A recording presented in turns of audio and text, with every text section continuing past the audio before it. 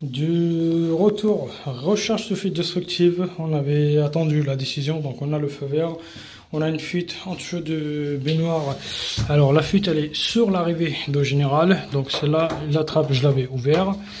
Donc je vous fais voir à peu près à quoi ça correspond. Voilà, le trappe est parti. Donc maintenant, du coup, on va essayer de retirer le ressort aussi. Voilà, la fuite, elle était là. Sur le raccord, donc le tube elle était percé et là du coup voilà,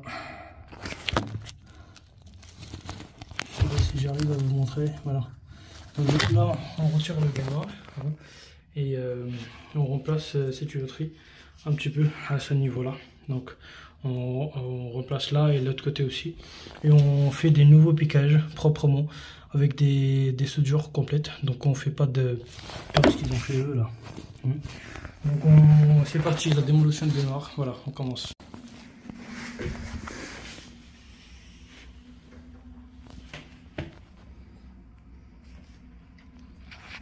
Malheureusement pas d'autre choix, j'étais obligé de casser les carreaux sur les côtés et les carreaux sur devant. J'ai mis 1 heure à casser 10 carreaux. Pourquoi? Parce que ces carreaux là ils sont posés sur du placo.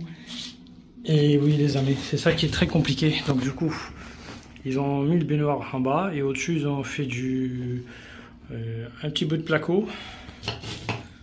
Comme celle-là. Vous voyez, ça c'est un placo de BA13 collé.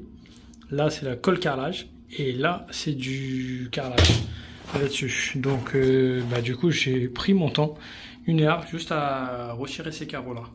Donc là le baignoire il est libre, vous voyez. Voilà, donc plus qu'à retirer.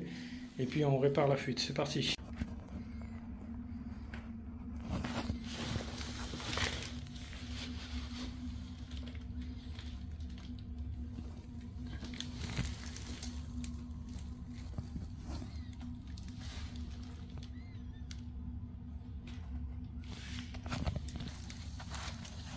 Voilà, où est-ce qu'il est percé?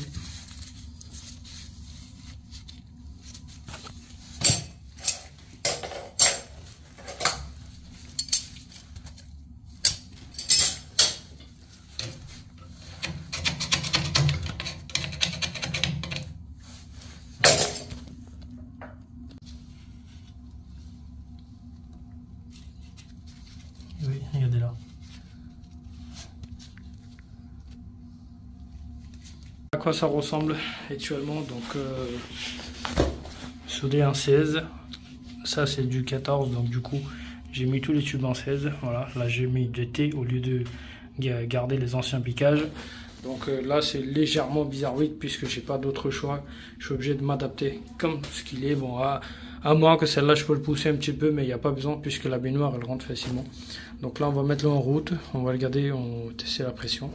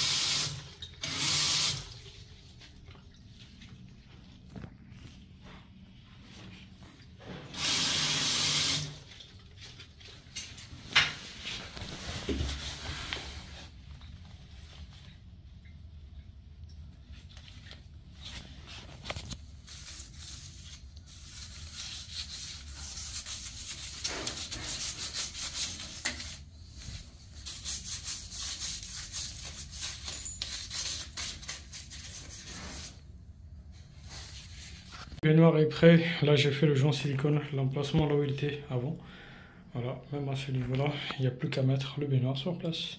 Du coup, baignoire est posé. Ce joint silicone là, on le fera pas aujourd'hui, ça sera demain. Donc demain, on vient faire le carrelage. Pour aujourd'hui, j'ai fait quand même le joint silicone qui va faire une étanchéité.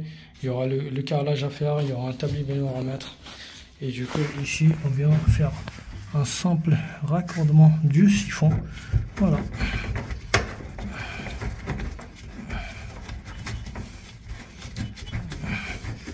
C'est souvent emmerdant, ce genre de siphon.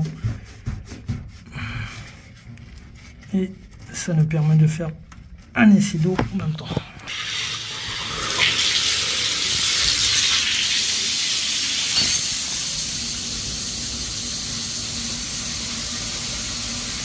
Nickel, c'était bon. Voilà, deuxième journée. Donc du coup, j'ai mis le tablier baignoire. C'était un petit peu de galère parce que baignoire c'est 150. Il fallait couper les tabliers à 153 cm. Donc du coup, j'ai rajouté des carreaux de 4 cm ici, puisque le baignoire elle part un petit peu dans le mur. Donc là du coup, tout est siliconé. J'ai trouvé le carrelage beige, blanc cassé malheureusement on n'a pas trouvé. Donc un 20-25, les seuls carreaux que j'en ai trouvé c'était du beige. Et bah du coup je me suis servi avec des carreaux beige. Voilà, donc le client ça lui plaît. On vient de faire les joints carrelage, joints silicone, là tout est bon. La fuite elle est réparée. Vous imaginez, juste pour réparer une fuite au niveau de la soudure, enfin au niveau de le cuivre qui est percé, bah, j'étais obligé de changer toute la tuyauterie pour être sûr qu'il n'y aurait pas de problème derrière. Donc voilà.